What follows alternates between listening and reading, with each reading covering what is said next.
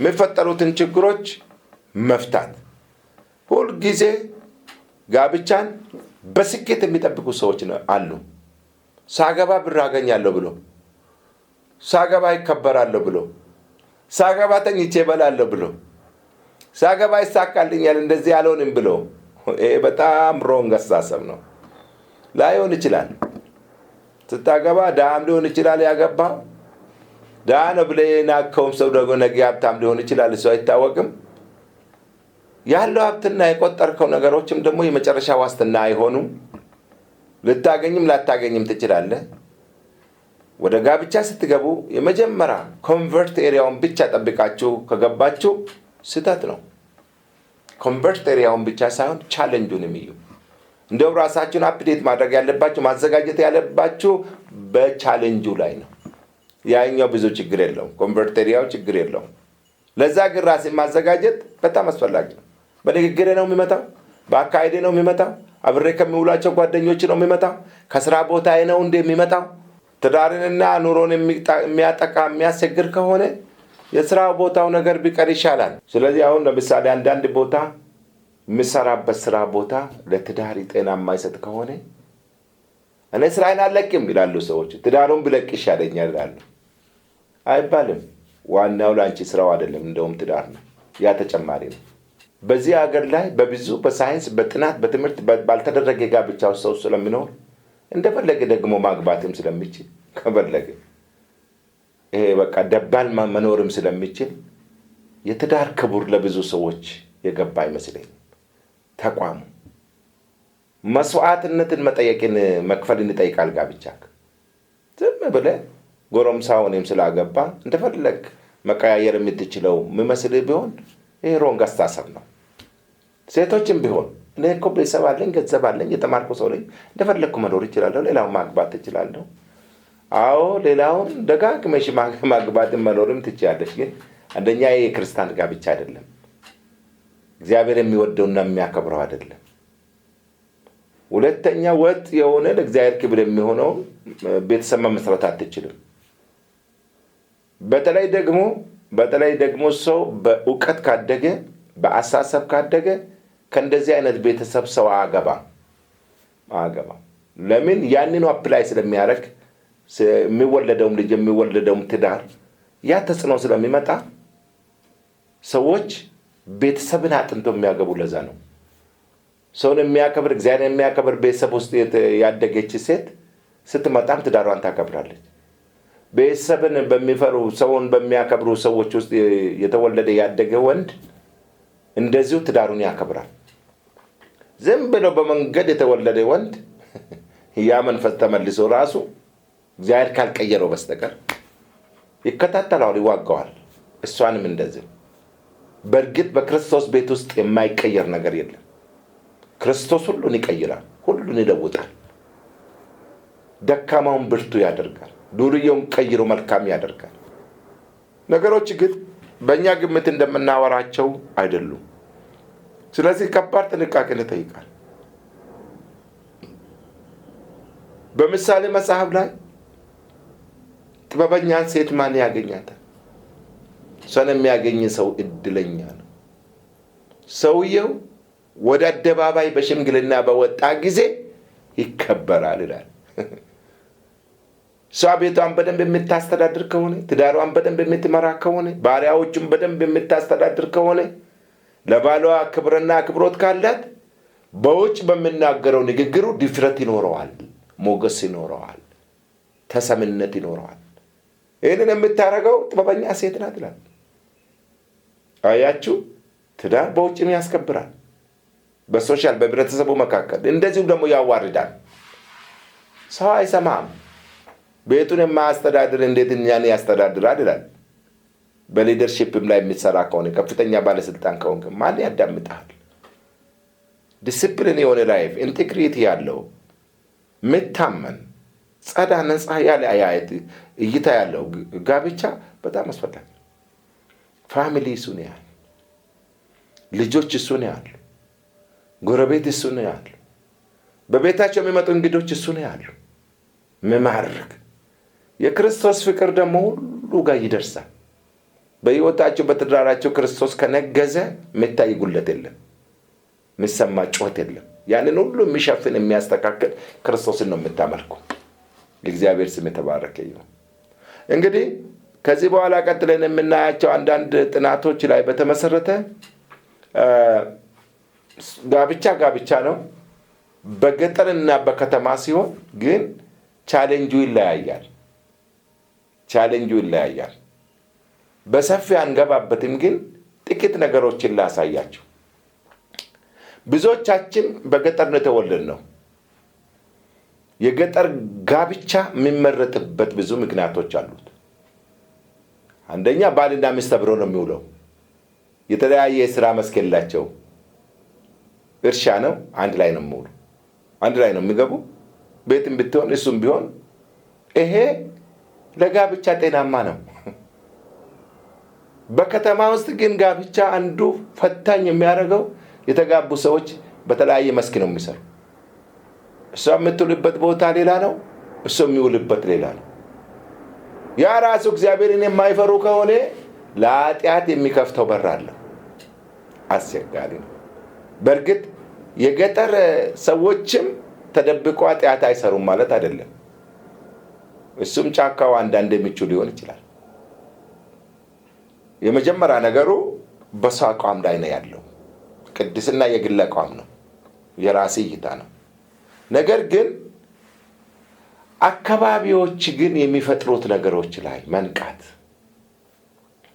ለምሳሌ በገጠር ቴክኖሎጂ የለም። ቴክኖሎጂ የሚያዩት ብዙ ቴክኖሎጂ ስለሌለ ከእርሻቸው ሲገቡ፣ ከስራቸው ሲገቡ እግራቸውን ታጥቦ ያለው ነገር አብሮ በልቶ አንዳንድ የማብራትም ስለማይኖር አብሮ ተኛሉ። ጠዋት ተነስተው ይሄዳሉ። በከተማ ግን ቴክኖሎጂ ብዙ ስለሆነ እሷ ቁጭ ብላ የምታየው ሌላ፣ እሱ የሚያየው ሌላ፣ ልጆች የሚያዩት ሌላ ቴክኖሎጂ ነው። ይሄ ጊዜያቸውን ይበላል። የፍቅር ጊዜያቸውን ይሻማል። የህብረት አንድነታቸውን ይቀንሳል። ልጆች ባልና ሚስት ተጫውተው ከነሱ የሚማሩት የሚሰሙት ተረትና ታሪክ የለም። የገጠር ሰዎች ግን ታሪክን ያስተምራሉ። ቁጭ ብሎ በተረት ይጫወታሉ። ደስ ብሏቸው ፍቅራቸው ጠንካራ ይሆናል። በከተማ ግን እንደዛ አይኖርም።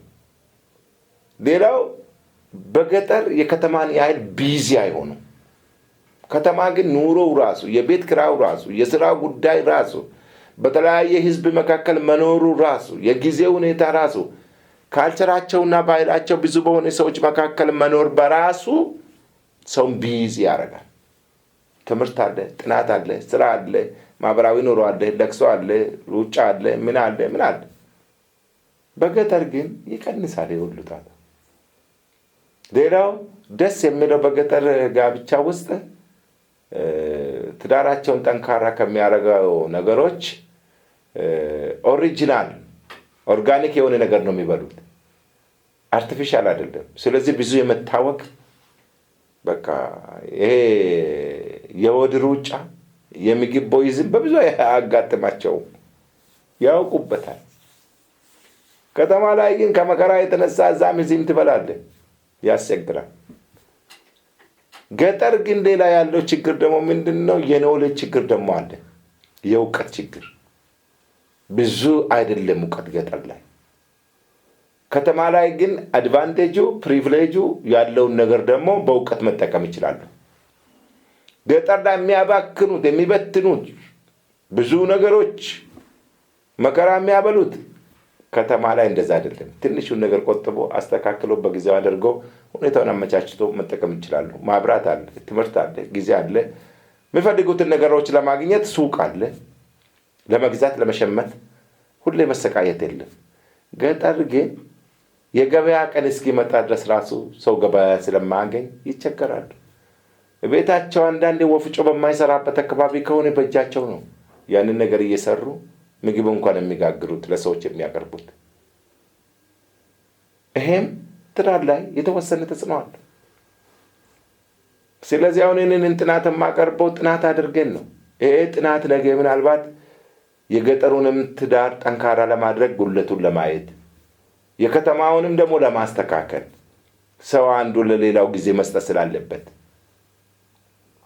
በአሜሪካን ሀገር በተደረገው ጥናት ላይ ብዙ ሰዎች አሁን ይሄ ነገር ወደ ኢትዮጵያ መጥቷል፣ ወደ አዲስ አበባ መጥቷል። ይሄ አብዛኛው የሚፋቱት የእረፍት ጊዜያቸው በአመት እረፍት ወስደው ለእረፍት ወደሆነ ሀገር ሲሄዱ ነው የሚተዋወቁ። ከዛ በፊት ተጋብተው እሷ ጧት ትወጣለች፣ እሱ ማታ እየተላለፉ ስለሆነ አብሮ መኖር አያውቁም። ታይቶ መሄድ ነው። አንድ ወር ግን ለቫኬሽን ሲወጡ ወደ ኤዥያ፣ ወደ አፍሪካ፣ ወደ የት ሀገር ሲሄዱ በአሜሪካ የተደረገ ጥናት ነው። ተፋተው ይገባሉ። እንዴ እንደዚህች አይነት ሴጣን ጋር ነው እንደሚኖረው?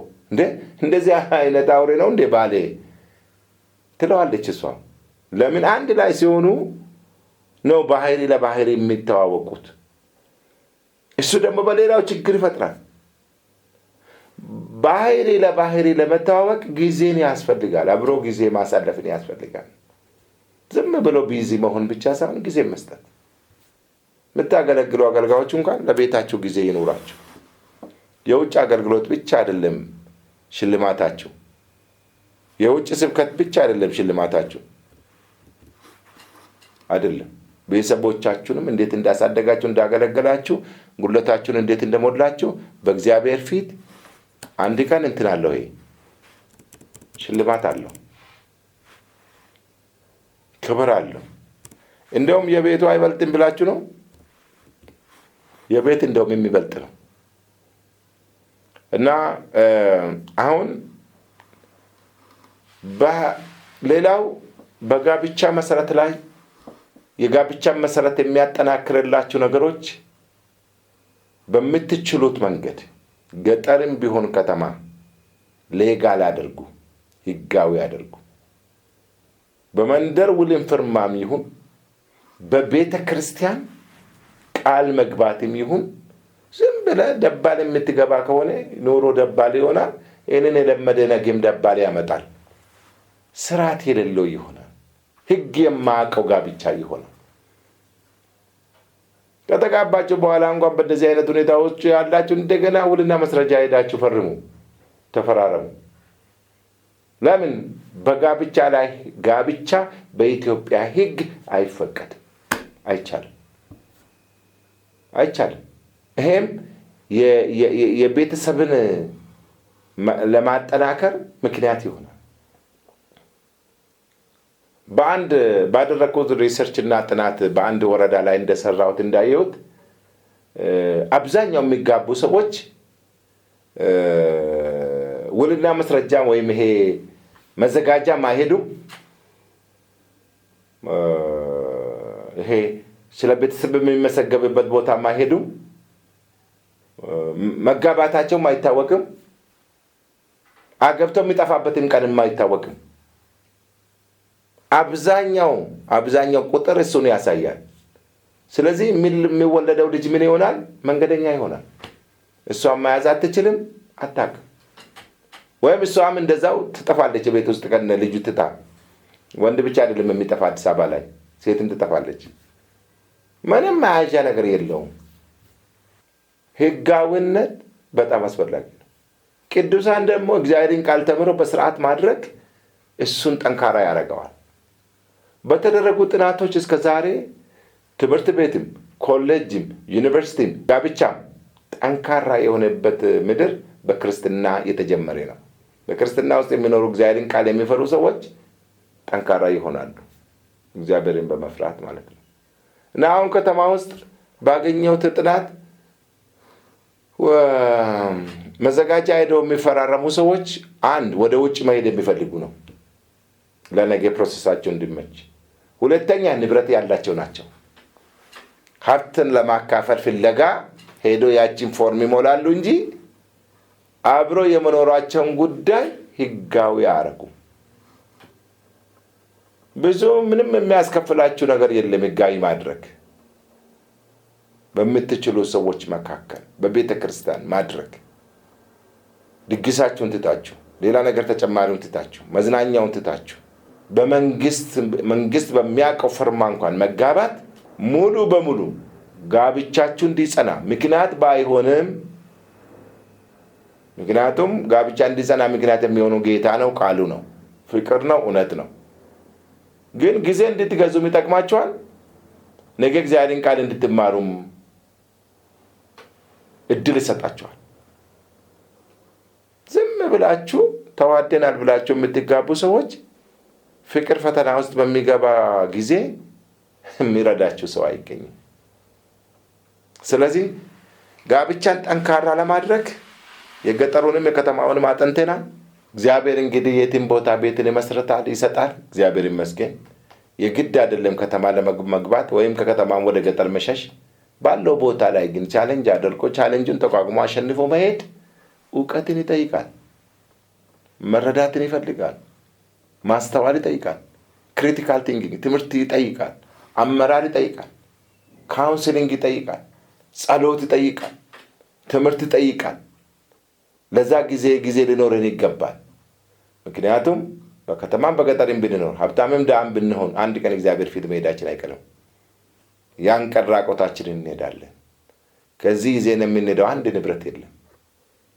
ወገኖች ሆይ በዚህ በኮንትራት በምትኖሩት ምድር ላይ ለትውልድ፣ ለሀገር፣ ለቤታችሁ እንቅፋት ሳትሆኑ መኖር የሚቻለው በእግዚአብሔር ቃል ነው።